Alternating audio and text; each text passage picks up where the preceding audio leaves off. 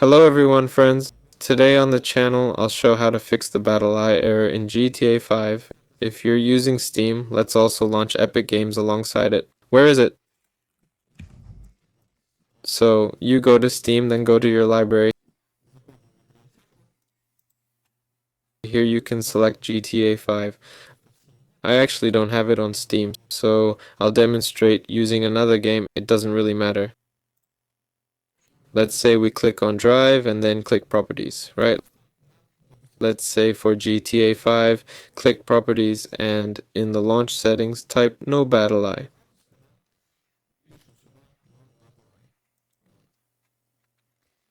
The same process applies in Epic Games.